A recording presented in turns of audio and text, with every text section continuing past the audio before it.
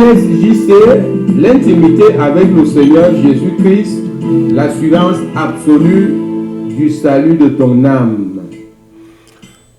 Alléluia, alléluia, alléluia. Bienvenue à l'ISJC International Ministry. Alors, un bonjour fraternel à tous nos viewers qui, n'est-ce pas, sont disséminés dans le monde entier. Je suis content de vous retrouver aujourd'hui dans le cadre de nos enseignements qui transforment la vie et qui garantissent ton éternité. Avant de continuer, donc, nous allons remettre tout ceci entre les mains de l'Éternel. Dieu d'Abraham, Dieu d'Isaac, Dieu de Jacob, Père éternel, qui est comme toi, tu es miséricordieux, tu es bon à l'infini et tu es amour. Qui est comme toi, Père éternel. Nous voici réunis ici, aujourd'hui, pour connaître ce que tu veux et ce que tu ne veux pas que nous fassions, afin que ce voyage-là, le dernier voyage, soit assuré pour tout le monde, pour l'Église, la nouvelle Jérusalem. Merci Père, pour ton esprit que je convoque, prendre contrôle de toute pensée captive à l'obéissance de la parole de Dieu. Toute pensée captive obéissent à cette parole maintenant au nom puissant de Jésus-Christ. Merci Saint-Esprit, utilise-moi plus que par le passé au nom puissant de Jésus. Je couvre le studio ici par le sang de Jésus. Et toi aussi qui me regardes, au nom de Jésus-Christ, sois protégé par ce même sang, toi et toute ta famille ou bien tes invités. Au nom puissant de Jésus, nous avons prié. Amen. Alléluia, alléluia. Très rapidement, nous allons continuer dans notre thème, n'est-ce pas, le péché du non-pardon. Dernièrement, nous avons vu au-delà de l'adoption, qu'est-ce qui se passe? Eh bien, nous poussons encore un peu plus aujourd'hui. Nous allons intituler, n'est-ce pas, cet enseignement, nous allons l'appeler de la réconciliation à l'adoption. Parce que là, nous avons parlé du pardon. Du pardon. Pour que le pardon arrive, il faut qu'il y ait un processus qui se mette, n'est-ce pas, en place. En place. Donc voilà, il s'agit de ça aujourd'hui. Nous allons voir ce parcours-là. Avant donc d'engager notre thème, je t'exhorte à t'abonner si tu ne l'as pas encore fait. C'est la première fois, par hasard, tu es en train de surfer sur le net. Tu vois ISJC et tu vois cette face. Tu entends cette voix. Vraiment, je te conseille de t'abonner à cette chaîne YouTube. Une chaîne qui donne la vie, qui prêche la vérité pour le salut de ton âme.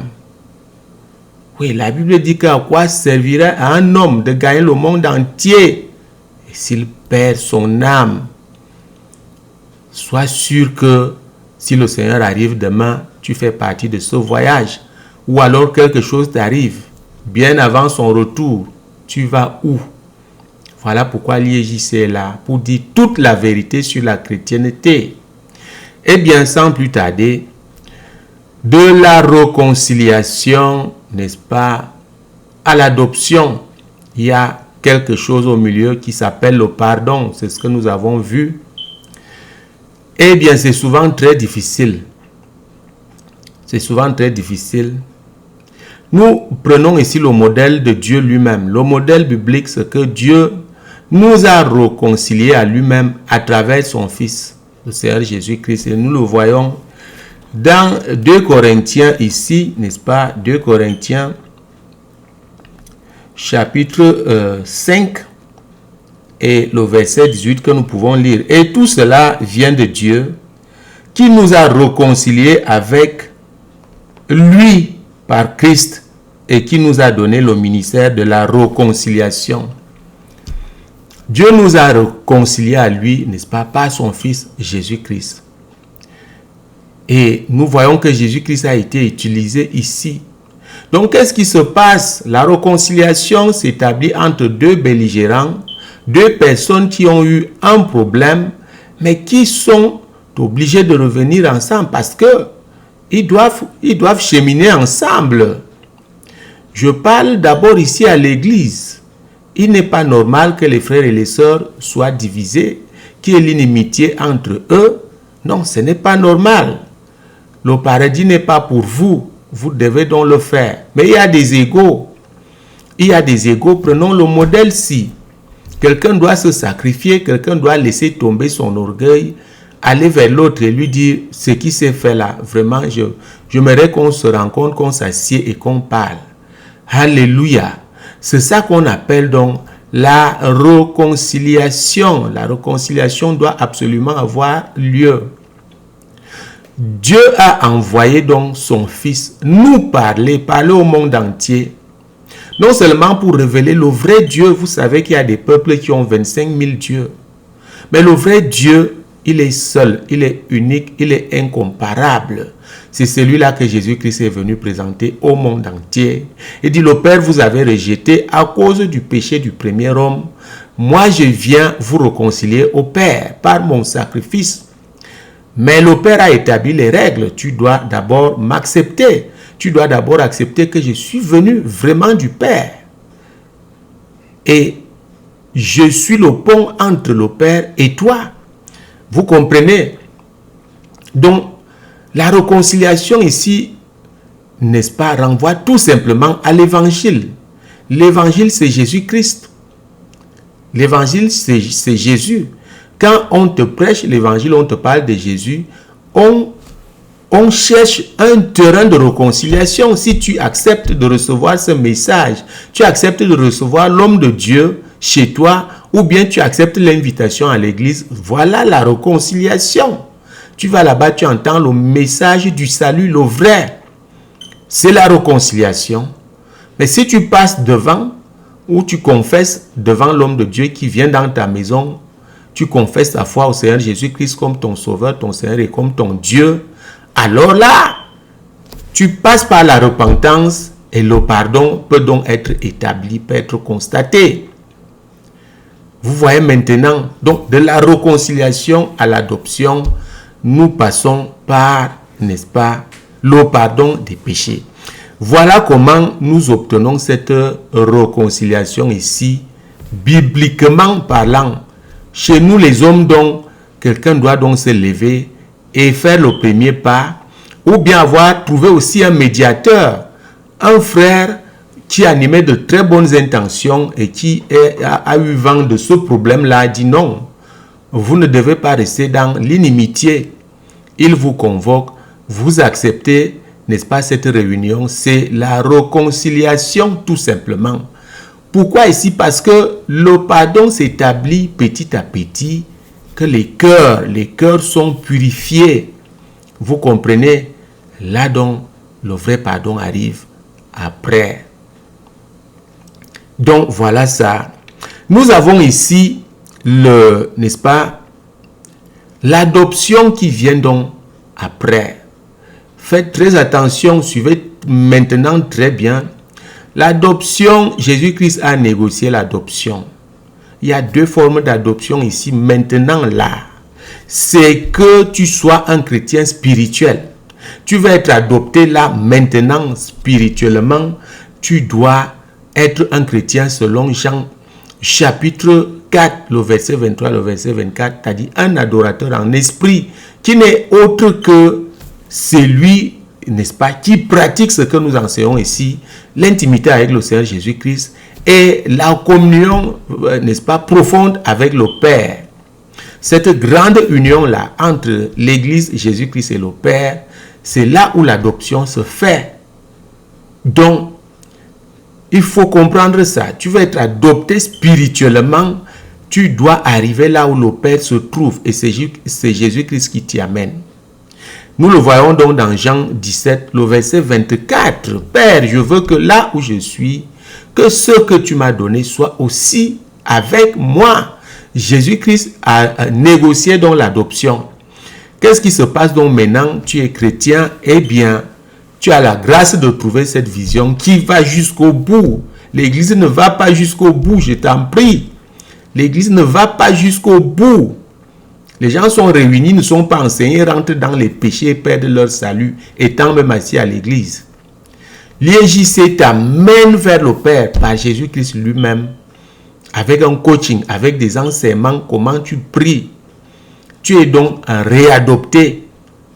Tu es réadopté. Et le Père te remet entre les mains du Seigneur Jésus-Christ. Vous comprenez? Et puis, tu reviens et ça devient maintenant un voyage quotidien. Tu es avec ton Père. Tu es avec ton Père chaque jour. Il s'agit de ça. Voilà le vrai christianisme. Si tu es étonné, si tu es surpris, prends ta Bible et lis. Les gens seront très surpris. Le moment venu, seront surpris. Jésus-Christ va dire, je ne t'ai point connu. L'Église doit être adoptée là, maintenant, spirituellement. Être, n'est-ce pas, des adorateurs en esprit. Et cela s'apprend, cela s'exerce. Tu dois avoir un mentor qui t'apprend, qui t'enseigne. C'est parce que les gens ne veulent rien chercher, mais ils se vantent d'être pentecôtistes, d'être nés de nouveau, d'être ceci, mais ils ne sont dans rien. Méfions-nous, faisons très attention.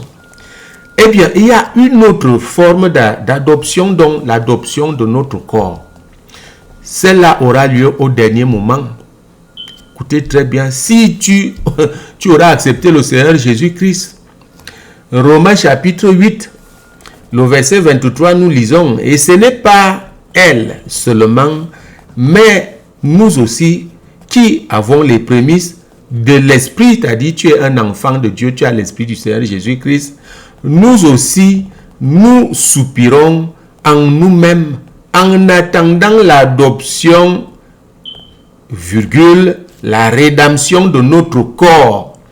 C'est à la résurrection, c'est au retour du Seigneur qu'il y aura une résurrection où dont notre corps sera adopté. Vivant ou enterré, notre corps sera adopté le jour de l'avènement du Seigneur. Le jour de l'enlèvement, ça va se passer très rapidement. L'apôtre Paul a dit, nous serons changés en un seul instant. C'est-à-dire que tu pars avant. Tu pars de ce monde avant, on appelle ça mourir. Les gens ont peur de ce mot. On t'enterre, tu es chrétien. Bon, ça c'est clair et net, ton âme va attendre au paradis. Tu es là-bas au paradis. Mais le jour-là, ton corps doit être réhabilité. C'est ça qu'on appelle l'adoption. Réhabilité. Il y a déjà eu ça une première fois quand Jésus est ressuscité. Alors, à Jérusalem, les corps de prophètes qui étaient dans les tombeaux se sont réunis. Vous comprenez? Vous pouvez trouver ça dans Ézéchiel 37. Comment encore les os sont dispersés dans le tombeau, se reconstituent par la puissance de Dieu, la puissance du Saint-Esprit. Oh, je sens comment tout mon corps se remplit. Je suis envahi par l'Esprit de Dieu. Alors, ils sont sortis du tombeau à Jérusalem. On les a vus, ils ont été enlevés. C'est la même chose qui va t'arriver si tu pars avant. Je continue de te dire, dimanche passé, j'ai conduit au Seigneur. Cette vidéo est là. Entre dans notre site, dans notre chaîne YouTube, tu vas voir cette vidéo. Elle est là. La vidéo est là. Tu dois accepter le Seigneur Jésus-Christ. C'est un début. Donc, tu peux être enlevé de cette manière. Ton corps peut être adopté. Eh bien, si Jésus arrive demain, il n'y a pas de problème. Nous partirons comme nous sommes là. Comme lui-même est parti, comme vous me voyez là, je vais partir. La Bible dit que les anges seront réunis aux quatre coins du monde et vont rassembler les adorateurs en esprit. Et non pas les chrétiens de dimanche. Non pas les chrétiens qui rejettent la sanctification. Ils disent, oh, c'est trop compliqué. Vous jugez les gens. Les gens seront surpris, beaucoup plus les enfants de pasteurs, les femmes de pasteurs, et même certains pasteurs, même certains hommes de Dieu. Le jugement commence par la maison de Dieu. Surprise générale. Ah oui. Et là, tu iras dire, papa, il n'y aura plus moyen. Il n'y aura plus moyen. N'en parlons plus si tu pars avant. Bon. Vous comprenez? Les gens nous font passer tout le temps à prier, à intercéder. Parce qu'ils poursuivent les choses de ce monde. Donc, voilà. L'adoption de notre corps. Si tu es dans les coutumes, ou quand tu meurs, on coupe la tête, on accroche la tête, on enterre le corps, et puis on conserve le crâne. Ça devient comme une assiette, on boit de l'eau avec. Il y a ces coutumes-là. Je te préviens, tu ne peux pas aller au paradis. Parce que ça montre même déjà que tu n'as jamais accepté le Seigneur Jésus-Christ. Mais je peux vous dire une chose ici pour terminer. Si tu as donné ta vie au Seigneur Jésus-Christ, tu as mené la vie biblique, la vie du Seigneur, alors, vous savez, on ne se contrôle plus quand la dépouille là, ça sort de la morgue et tout ça, on ne se contrôle plus. Alors ces gens qui sont toujours dans la coutume là, tes parents là, ils vont prendre ton corps, couper la tête et faire les coutumes avec. Je peux te rassurer que, quel que soit ce qu'ils vont faire, alléluia, quel que soit ce qu'ils vont faire, le jour du Seigneur, ton crâne qui sera accroché quelque part là, va se reconstituer, tac, tac, tac, tac, tac, tac, tac. Les os vont se reconstituer, même si on a pris un pied, on a enterré au nord, l'autre au sud. Tout cela va se rassembler en un seul instant. C'est ça que l'apôtre Paul dit, révélé par le Saint-Esprit. Nous serons changés en un seul instant. Il y aura une reconstitution automatique de tous les, n'est-ce pas, les ossements des enfants de Dieu. Pour aller, pour remonter avec leur Seigneur, le Seigneur Jésus-Christ, aller retrouver le Père dans le tabernacle de Dieu avec les hommes. Le tabernacle de Dieu avec les hommes, qui va donc enfin descendre pour occuper la nouvelle Jérusalem qui est déjà bâtie. Alléluia. Donc c'est la même chose ici. Tu dois accepter. On va terminer ici. Je vais te dire une chose. Accepte cette réconciliation et puis pardonnez-vous. Et puis, c'est comme ça que vous vous adoptez encore. Vous comprenez? Celui-ci crie, tu viens. L'autre crie, tu viens en aide. C'est ça que Jésus a fait. C'est ça que Dieu a fait. Maintenant, terminons par ceci. Toi qui amorces le mouvement, si l'autre refuse, tu n'as plus de problème. Tu es clean. Tu es propre devant Dieu. Alléluia. L'autre refuse, tu n'as plus de problème. Même l'adoption là, il dit, oh, moi, ça va comme ça, on s'est pardonné, il n'y a plus de problème. Donc ne te sens pas coupable si quelqu'un refuse la réconciliation. Déjà, ne te sens pas coupable. Frotte-toi les mains, mais la même solution, le même secret, intercède pour la personne. C'est un égaré. Intercède pour la personne. Et que Dieu lui donne la vie. C'est tout ce que Dieu te demande de faire. Que le Seigneur vous bénisse au nom puissant de Jésus-Christ. Alléluia. Jésus-Christ est vivant, Dieu n'a pas de fin et les miracles continuent.